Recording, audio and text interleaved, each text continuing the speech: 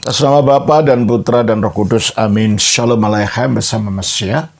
Selamat bertemu kembali saudara dengan saya, Episkop Daniel dari Nikopolis, pendiri dan pimpinan dari Gereja Ortodoks Indonesia. Kita akan melanjutkan acara kita. Kali ini kita akan melanjutkan pelajaran kita, seri pelajaran kita dari Injil Matius. Tapi sebelumnya saya ingin tawarkan kembali buku ini yang merupakan fondasi dasar yang sangat penting bagi saudara untuk memulai mempelajari kitab suci dengan baik. Yaitu buku ini yang 1B, Wahyu Khusus dalam Taurat, dan 1C, Wahyu Khusus di zaman Raja Daud, Raja-Raja Israel, dan para Nabi. Juga saya tawarkan kembali buku ini untuk saudara ingin memperdalami teologi saudara, pemahaman iman Kristen saudara, untuk diri saudara sendiri ataupun untuk mengajar orang lain, yaitu Katekismus Gereja Ortodoks. Baik, kita akan melanjutkan kali ini pelajaran kita dari Injil Matius. Kita sudah sampai pada chapter yang ke-24. Injil Matius pasalnya yang ke-6. Kita akan baca dari ayat 19 sampai dengan ayat yang ke-24. Janganlah kamu mengumpulkan harta di bumi ngengat dan karat merusakkannya, dan pencuri membongkar serta mencurinya. Tetapi kumpulkanlah bagimu harta di surga. Di surga ngengat dan karat tidak merusakkannya, dan pencuri tidak membongkar serta mencurinya. Karena di mana hartamu berada, di situ juga hatimu berada. Mata adalah pelita tubuh. Jika matamu baik, teranglah seluruh tubuhmu. Jika matamu jahat, gelaplah seluruh tubuhmu. Jadi jika terang yang ada padamu gelap, betapa gelapnya kegelapan itu. Tak seorang pun dapat mengabdi kepada dua tuan. Karena jika demikian, ia akan membenci yang seorang dan mengasihi yang lain. Atau ia akan setia kepada yang seorang dan tidak mengindahkan yang lain. Kamu tidak dapat mengabdi kepada Allah dan kepada Mammon. Terima kasih. Janganlah kamu mengumpulkan harta di bumi. Setelah Kristus mengajarkan tentang 3 sendi ibadah, 3 sendi pengabdian kepada Tuhan, yaitu memberi sedekah, berdoa atau sembahyang, dan berpuasa. Lalu dia mengatakan, janganlah kamu mengumpulkan harta di bumi. Mengapa begitu? Karena 3 pilar ibadah ini, yaitu berderma, memberi sedekah, sembahyang, dan puasa, itu adalah sarana-sarana mengangkat hati dan batin kita, pikiran dan jiwa kita, mengatasi hal-hal duniawi ini. Melalui sedekah, melalui memberi sedekah dalam macam-macam bentuknya yang setelah kita bahas beberapa saat yang lalu. Kita diajar untuk tidak menjadi kikir, dan diajar untuk tidak menjadi serakah, diajar untuk tidak menjadi lekat kepada benda, tapi diajar untuk rela memberikan pada orang lain dan rela untuk peduli pada orang lain, rela untuk menjadi dermawan.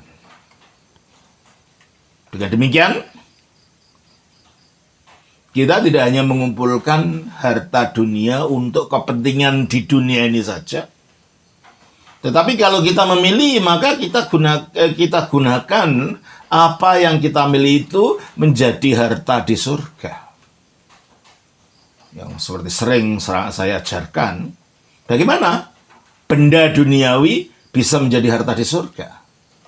Coba kita baca di dalam Lukas 16 ayat 9. Dan aku berkata kepadamu, ikatlah persahabatan dengan mempergunakan Mammon yang tidak jujur. Ikatlah persahabatan. Artinya buatlah kebaikan dengan orang gitu loh. Dengan mempergunakan mamon. Ya, mamon itu adalah harta benda. Hal-hal duniawi. Jadi jikalau kita mempunyai harta duniawi, mempunyai kelebihan harta duniawi, gunakan itu untuk berbuat kebaikan pada orang. Mengapa? Teruskan. Dan aku berkata kepadamu, ikatlah persahabatan dengan mempergunakan mamon yang tidak jujur. Mamon yang tidak jujur. Mengapa mamon tidak jujur? Banyak orang berharap bahwa mamon, kekayaan itu akan menjamin dia sampai selama-lamanya. Seperti sekarang kalau saudara lihat di medsos itu, di YouTube kah, di TikTok kah, banyak orang demi untuk mendapatkan kekayaan rela mengambil pesugihan. Ya, macam-macam pesugihannya. Entah ke Gunung Kawi lah, entah ke makam lah, entah ke ini, ke itu. Diharapkan mereka dapat mendapatkan kekayaan secara cepat. Tapi dari cerita-cerita yang dapat kita lihat dari cerita orang-orang ini yang mengalami pesugihan ini, ya pesugihannya ternyata tidak abadi. Kalau tidak meminta tumbal anaknya, meminta tumbal keluarganya, meminta tumbal dirinya sendiri, atau akhirnya kekayaan yang dimiliki itu lenyap, habis lenyap. Nah, itulah sifatnya benda dunia ini.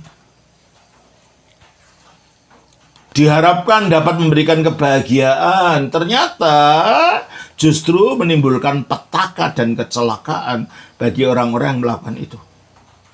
Duh, mungkin nanya, apa betul sih Romo, pesugihan itu ada? Saudara, Alkitab mengatakan dalam 1 Yohanes 5 ayat 19. Kita tahu bahwa kita berasal dari Allah dan seluruh dunia berada di bawah kuasa si jahat. Karena seluruh dunia berada di bawah kuasa si jahat. Berarti mamon, kekayaan dunia atau apa saja, itu ada di tangannya. Makanya dia berani bahkan kepada Kristus pun menawarkan hal-hal duniawi ini. Coba kita baca di dalam Lukas 4 ayat 6 sampai 7. Kata iblis kepadanya, segala kuasa itu serta kemuliaannya akan... Segala kuasa itu. Coba kita lihat balik ayat yang kelima. Kemudian ia membawa Yesus ke suatu tempat yang tinggi, dan dalam sekejap mata ia memperlihatkan kepadanya semua kerajaan dunia. Semua kerajaan dunia dengan segala kemuliaannya maksud saya. Ya, kekayaannya, apanya, ya ditunjukkan pada Yesus. Terus? Kata iblis kepadanya, segala kuasa itu serta kemuliaannya Ya, segala kuasa, kemuliaannya, terus? akan kuberikan kepadamu. Oke. Sebab semuanya itu telah diserahkan kepadaku. Nah, itu bohong, tidak ada yang menyerahkan pada dia. Kemuliaan dunia ini. Dia merebut dari manusia yang seharusnya manusia jadi rajanya alam ini. Rajanya ciptaan. Direbut melalui kebohongan, melalui dusta, sehingga semuanya jadi miliknya. Akhirnya dia menjadi penguasa dunia. Dan dia dapat memberikan itu, apa yang telah direbutnya dari manusia ini. Kemuliaan yang tadinya harusnya miliknya manusia itu. Baca lagi ayat 7. Kata iblis kepadanya, segala kuasa itu serta kemuliaannya akan kuberikan kepadamu. Sebab semuanya itu telah diserahkan kepadaku. Tidak ada yang menyerahkan. Dia merampok, dia merebut dari manusia. Tapi karena ini sekarang sudah jadi miliknya, maka dia dapat memberikan apa saja. Terus? Dan aku memberikannya kepada siapa saja yang kukehendaki. Siapa saja yang kehendaki, terus? Jadi, jikalau engkau menyembah aku, Nah, ini masalahnya. Jikalau engkau menyembah aku, apa katanya? seluruhnya itu akan menjadi milikmu. Seluruhnya itu aku berikan kepadamu. Itulah sebabnya kalau orang mau mengambil pesugihan ke Gunung Kawi, mau mengambil pesugihan ke Alas Purwo, mau mengambil pesugihan tuyul apa macam-macam. selalu ada unsur menyembah dan mengikuti kehendak si roh jahat ini dalam wujud sajen, dalam wujud korban, dalam wujud tumbal dan lain-lain. Makanya jikalau dunialah yang kita harapkan, kita bisa terjebak pada kuasa jahat ini. Oleh karena itu kita diingatkan, janganlah kamu mengumpulkan harta di bumi. Dan karena keserakan dengan mengumpulkan harta di bumi, kita ingin menjadi kaya, sehingga kita menabrak apa saja, sampai kita menyerahkan diri kita untuk menjadi korban dari tumbal, korban dari roh jahat ini. 1 Timotius 6, ayatnya yang ke-7 dan 8. Sebab kita tidak membawa sesuatu apa ke dalam dunia, dan kita pun tidak dapat membawa apa-apa keluar. Terus? Asal ada makanan dan pakaian, cukuplah. Terus? Tetapi mereka yang ingin kaya terjatuh. Nah, mereka ingin kaya, yang ingin mengumpulkan harta di bumi dengan keserakahan, apa? Terus kan? Tetapi mereka yang ingin kaya terjatuh ke dalam pencobaan. Terjatuh ke dalam pencobaan, termasuk pergi ke tempat dukun, termasuk pergi ke tempat pesugihan, termasuk merelakan untuk mengorbankan orang, menjadikan tumbal. Terus Ke dalam jerat. Dalam jeratnya iblis di sini dan jeratnya hawa nafsu. Terus Dan ke dalam berbagai-bagai nafsu yang hampa. kemudian nafsu yang hampa.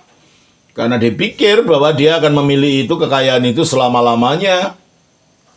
Ternyata tidak. Ketika perjanjiannya dengan roh jahat ini selesai, ya diambil semuanya. Berarti itulah sifat mamon yang tidak jujur. Sebab apa yang dijanjikan tidak sesuai dengan apa yang terjadi. Apa yang diangan-angankan tidak sesuai dengan apa yang mungkin datang kepada dirinya. Dan kalau saudara melihat kesaksian orang-orang yang mengalami itu di YouTube atau di TikTok, selalu berakhir dengan petaka. Selalu berakhir dengan sesuatu yang sangat pedih bagi hidup mereka. Makanya kita diajar untuk tidak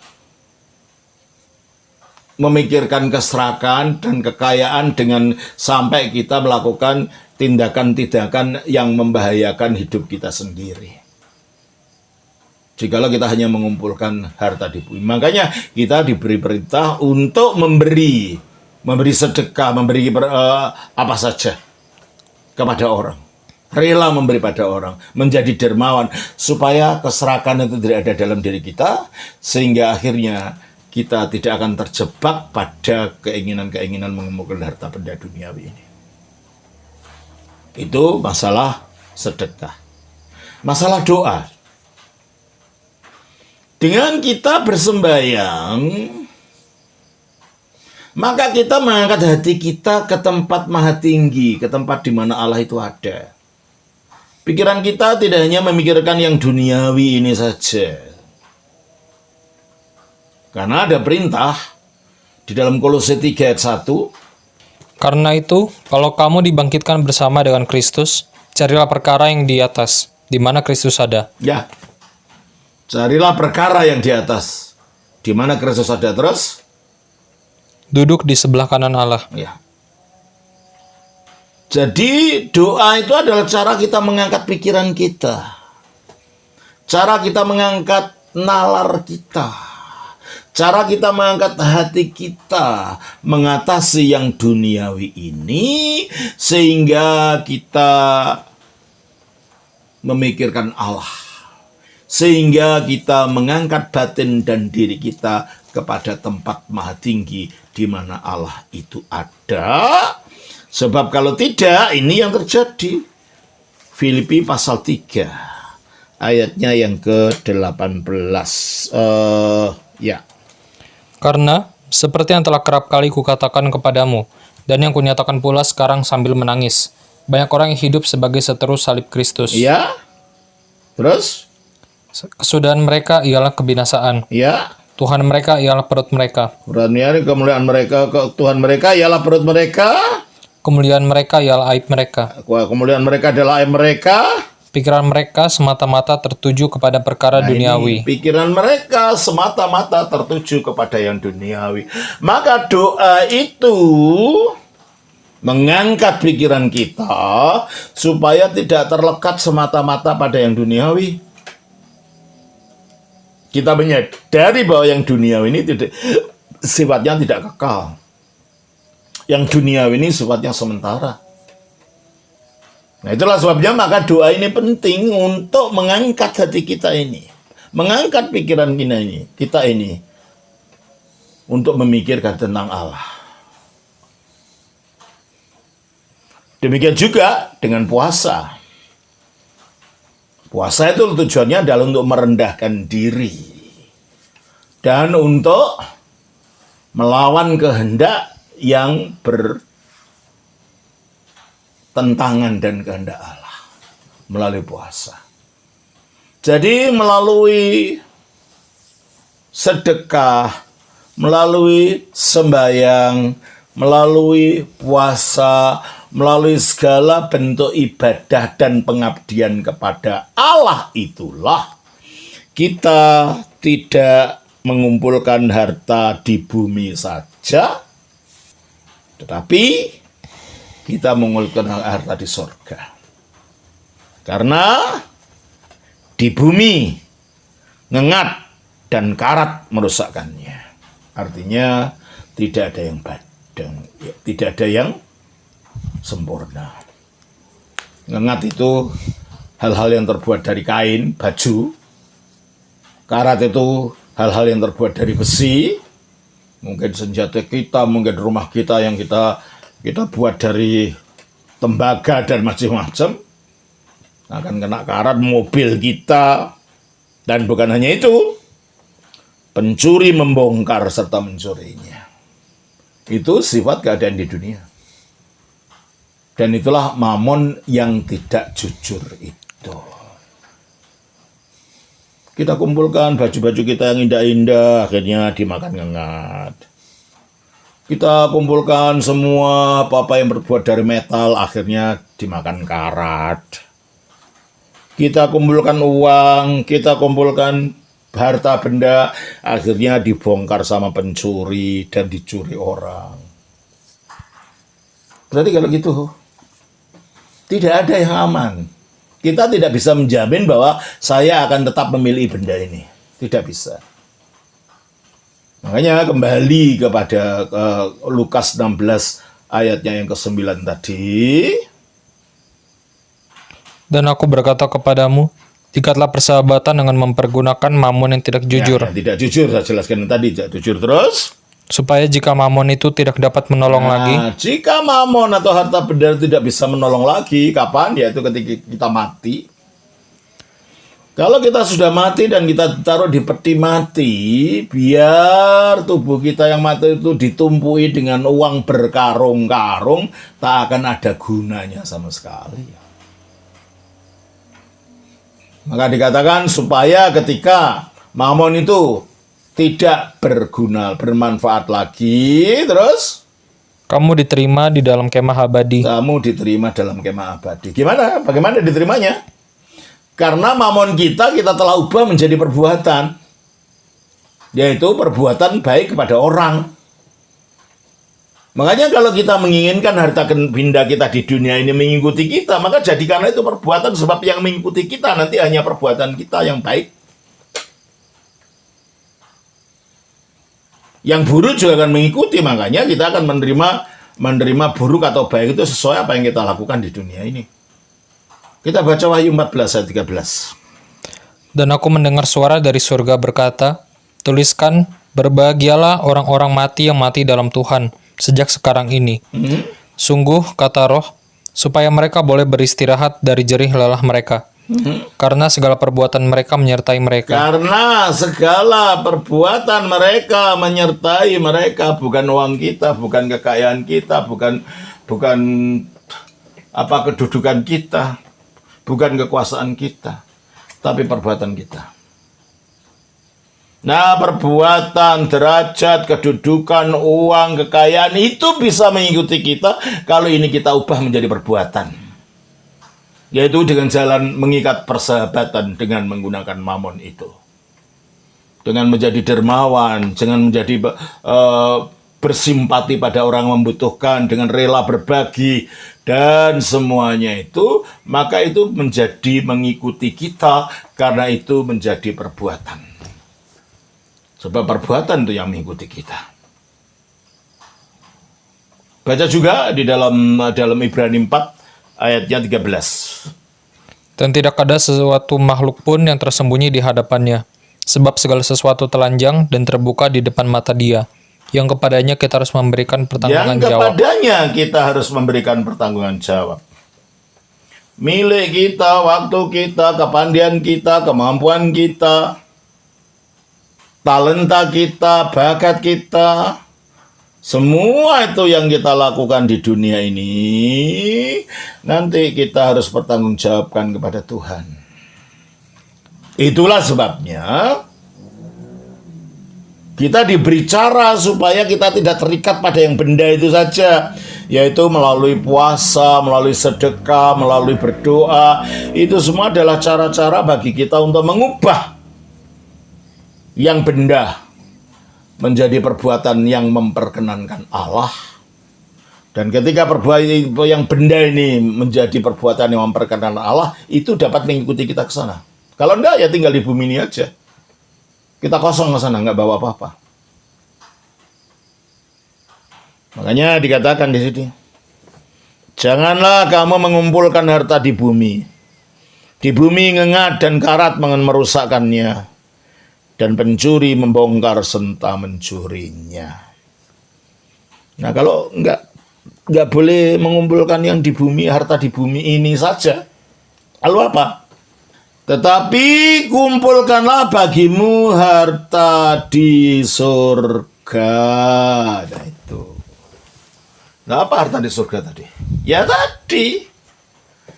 Yang di bumi itu kita dermakan.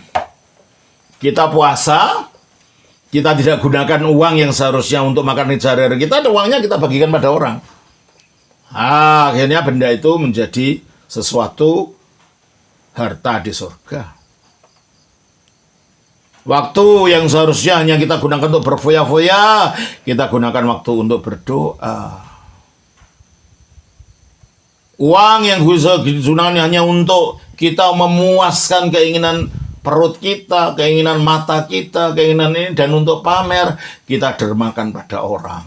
Nah, itu akhirnya menjadi perbuatan. Dan itu akhirnya menjadi harta di surga. Maka, dikatakan, tetapi kumpulkanlah bagimu harta di surga. Nah, harta di surga itu apa? Itulah kemuliaan yang akan kita terima.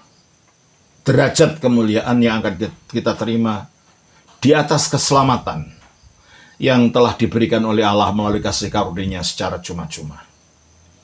Keselamatan itu cuma-cuma, tetapi derajat kemuliaan itu tergantung bagaimana kita menghidupinya.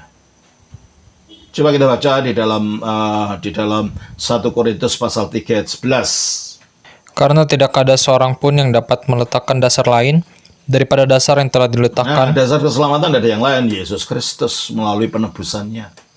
Itu diberikan secara cuma-cuma. Karena Yesus Kristus itu turun ke bumi bukan karena kita melakukan perbuatan apa-apa. Itu karena kasihnya Allah mengutus dia turun ke bumi. Dan setelah turun ke bumi, dia mengenakan tubuh manusia dalam inkarnasinya. Itu juga bukan karena kita menangis, kita puasa, kita ini, bukan. Tapi adalah kehendaknya sendiri untuk menjadi manusia. Dan akhirnya dia mati, disalibkan untuk mengalahkan dosa. Dia dikuburkan untuk mengalahkan iblis. Dan dia dibangkitkan untuk mengalahkan kematian bagi penebusan kita. Itu juga bukan perbuatan kita. Berarti itulah keselamatan itu adalah pemberian cuma-cuma. Kasih karunia dari Allah, bukan perbuatan kita. Tetapi kemuliaan itu harus kita bangun di atas keselamatan itu. Makanya dikatakan dari 1 Korintus 3 ayat yang ke-12 sekarang. Entahkah orang membangun di atas dasar ini? Di atas keselamatan yaitu Yesus Kristus itu, entahkah orang membangun di atasnya, berarti harus ada yang dibangun. Nah, kalau ini perbuatan kita. Entahkah orang yang membangun di atasnya apa? Di atas dasar ini dengan emas, perak, batu permata, kayu, rumput kering, atau Dasarnya jerami. keselamatan adalah Yesus Kristus, tapi dasarnya kemuliaan itu adalah yang kita bangun di atas keselamatan itu. Dan itu wujudnya bisa emas, bermutu seperti emas, bisa sedikit lebih rendah dari emas, yaitu perak, atau lebih rendah lagi tapi masih mulia, yaitu batu permata. Tapi ada yang sebaliknya, yaitu tindakan bangunan yang tidak ada mutunya, rumput, kayu kering, dan jerami. Terus, Sekali kelak, pekerjaan masing-masing orang akan nampak. ya sekarang kita tidak nampak, kita bisa bermunafik pada orang lain. Bisa kelihatan saleh, berpura-pura ini, tapi nanti pada akhir zaman akan terbuka semua. Tidak ada yang tertutup. Mutu daripada perbuatan masing-masing kita akan kelihatan. Karena apa? Teruskan. Karena hari Tuhan akan menyatakannya. Hari Tuhan, yaitu hari kiamat, hari akhir zaman nanti ketika Kristus datang memberikan pengadilan, akan menyatakan. Karena Sebab ia akan nampak dengan api. ia akan nampak dengan api. Coba baca dalam 2 Tesalonika pasal yang ke-1 ayat 7 sampai 9. Dan untuk memberikan kelegaan kepada kamu yang ditindas, dan juga kepada kami, pada waktu Tuhan Yesus dari dalam surga, menyatakan dirinya bersama-sama dengan malaikat-malaikatnya, dalam kuasanya, di dalam api yang bernyala-nyala. Di dalam api yang bernyala-nyala. Nah, kalau mutu hidup kita di dalam Kristus itu mutunya emas dan nanti diekspos kepada api ini, emas kena api malah mulia. Perak pun ialah lebih rendah tapi tetap mulia. Batu permata pun begitu.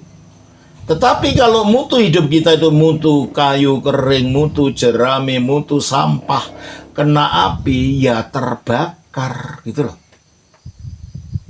Maka dikatakan di dalam Ibrani 12 ayat 29. Sebab Allah kita adalah api yang menghanguskan. Allah kita adalah api yang membanguskan bagi orang yang tidak mau bertobat. Tapi Allah itu cahaya, terang bagi orang yang hidupnya benar di hadapannya. 1 Yohanes 1 ayat 5. Dan inilah berita yang telah kami dengar dari Dia, dan yang kami sampaikan kepada kamu. Allah adalah terang. Allah adalah terang.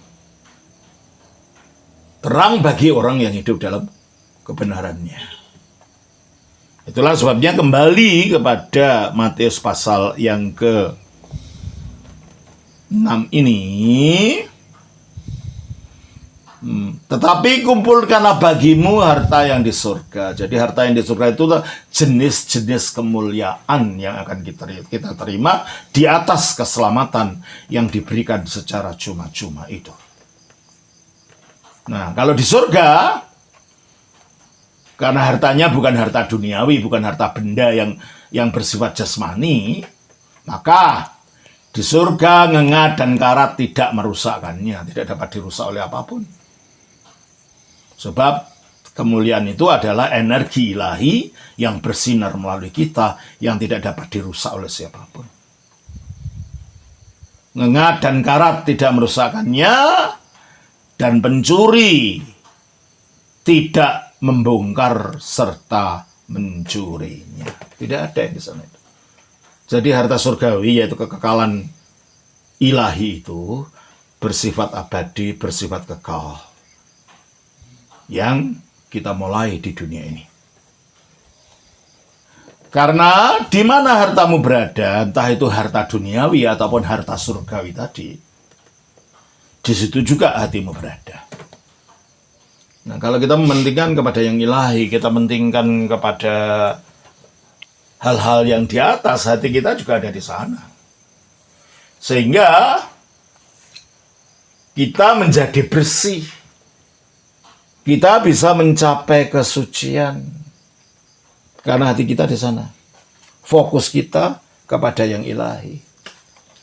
Maka dikatakan selanjutnya, mata adalah pelita tubuh. Para bapak gereja timur, gereja ortodoks, dan tradisi spiritualitas ortodoks mengajarkan bahwa mata yang disebut mata itu adalah mata hati yang terdalam. Adalah nus. Nus itu inti dari roh manusia yang di dalam. Yang nus ini digelapkan karena dosa. Tetapi ketika kita membersihkan diri kita melalui mengumpulkan harta surgawi ini, yang caranya adalah melalui kedermawanan, melalui sembahyang, melalui puasa, ini semua. Maka nus kita, N-O-U-S ya, itu di dalam bahasa Indonesia sulit diterjemahkan. LAI menerjemahkan kadang-kadang terjemahkan sebagai pikiran, kadang-kadang akal budi, padahal itu bukan itu yang dimaksud. Yang dimaksud adalah inti terdalam di dalam jiwa manusia yang digelapkan oleh karena dosa, menjadi sia-sia gitu ya. Coba kita baca di dalam Efesus pasal yang keempat ayat 17. Sebab itu kukatakan dan kutegaskan ini kepadamu di dalam Tuhan, jangan hidup lagi sama seperti orang-orang yang tidak mengenal Allah. Oke. Yang dengan pikirannya yang sia-sia. Yaitu dengan nusnya yang sia-sia. Ini diterjemahkan sebagai pikiran di sini. Nus itu. Nusnya sia-sia terus dan pengertiannya yang gelap. Pikiran pengertiannya, diania artinya angan-angannya. Kecenderungan cara berpikir itu gelap. Nah inilah, mata inilah, kalau ini gelap, gelap seluruhnya. Nah, melalui puasa, melalui sembahyang, melalui kedermawanan, melalui kepedulian kepada orang, di mana melaluinya itu kita menyimpan harta di surga, mata ini menjadi terang. Yaitu nus tadi menjadi terang. Mata adalah pelita tubuh. Jadi nus ini yang menjadi pelita tubuh, karena nanti tubuh ini juga akan menjadi terang. Tubuhnya akan menjadi seperti matahari, wajahnya akan menjadi seperti matahari orang yang diselamatkan ini. Coba kita baca di dalam Matius 13 ayat 43. Pada waktu itulah orang-orang benar akan bercahaya seperti matahari. Seperti matahari. Dan dia bercahaya seperti matahari, seluruh tubuhnya menjadi seperti matahari karena nusnya, karena mata di dalam rohnya yang terdalam itu diterangi dan menjadi pelita bagi seluruh tubuhnya ini. Mata adalah pelita tubuh. Jika matamu baik, bagaimana mata itu baik? Yaitu kalau dalam hidupnya digunakan untuk tidak serakah, untuk rela berbagi pada orang, untuk menunjukkan belas kasihan dan simpati pada orang, untuk selalu mengingat Tuhan dan menyatukan dirinya dengan Tuhan melalui sembahyang, untuk menahan hawa nafsu, dan rela memberi melalui puasa. Ini adalah cara-cara yang disediakan Allah untuk menerangi mata batin tadi. Jika matamu baik, lah itu matanya jadi baik. Teranglah seluruh tubuhmu. Nantinya bersinar seperti matahari. Jika matamu jahat, nah ini, kalau isinya kejahatan, isinya keserakahan, isinya segala perbuatan dosa, hawa nafsu, dan lain-lain, itulah mata yang jahat. Gelaplah seluruh tubuhmu. Maka kita tidak akan mengalami terang, kita akan mengalami gelap. Kita akan hidup dalam alam gelap bersama makhluk-makhluk gelap yang lain. Nantinya. Jadi jika terang yang ada padamu gelap, maksudnya nusmu itu gelap, karena nusmu itu hanya terpaku pada yang duniawi saja. Jika terang ada padamu gelap, betapa gelapnya kegelapan itu. Tidak ada terang ilahi, tidak ada terang surgawi, tidak akan menjadi seperti malaikat. Padahal tujuan kita diselamatkan adalah untuk menjadi seperti malaikat yang bercahaya. Matius 22 ayat 30. Karena pada waktu kebangkitan, orang tidak kawin dan tidak dikawinkan, melainkan hidup seperti malaikat di surga. Hidup seperti malaikat di surga. Sebagai makhluk terang. Karena malaikat itu makhluk cahaya. Dan kita pun akan menjadi seperti itu. Jikalau kita membuat mata hati kita ini terang sekarang. Oleh karena itu, dijelaskan ayat 24. Tak seorang pun dapat mengabdi kepada dua tuan. Apa dua tuan ini? Karena jika demikian, ia akan membenci yang seorang dan mengasihi yang lain. Atau ia akan setia kepada yang seorang dan tidak mengindahkan yang lain. Kamu tidak dapat mengabdi kepada Allah dan kepada Mammon. Tuh. Jadi kalau kita punya Mammon, dikatakan tadi, ikatlah persahabatan dengan mempergunakan Mammon itu. Jangan Mammon itu menjadi saingan daripada Allah. Waktu kita menjadi Mammon yang menjadi prioritas di dalam segala-galanya, Allah dinomor duakan. Jadi, kalau kita punya Mammon, kebetulan kita diberi Mammon yang banyak, tundukkan itu kepada Allah. Jadikanlah itu sarana untuk kamu dapat melayani Allah. Untuk berderma. Ya toh? Untuk berbuat baik kepada orang. Ya, orang itu ya orang, siapa saja, tidak hanya keluarga kita saja atau orang yang seiman dengan kita saja. Semua orang yang membutuhkan, asal itu orang, kita lakukan kebaikan. Demi Kristus. Sehingga dengan demikian kebaikan kita ini, kebaikan yang akan tercatat di surga. Nah demikianlah saudara, jadi ibadah-ibadah ini bukan hanya sekedar kita untuk mendapatkan pahala. Tetapi untuk meningkatkan derajat kemuliaan kita di hadapan Allah. Ya saya kira itu dulu yang dapat kita pelajari untuk hari ini. Dari Injil Matius. Kita akan lanjutkan dalam pelajaran kita yang berikutnya. Tuhan berkati. Shalom. Atas nama Bapa, Putra, Roh Kudus. Amin.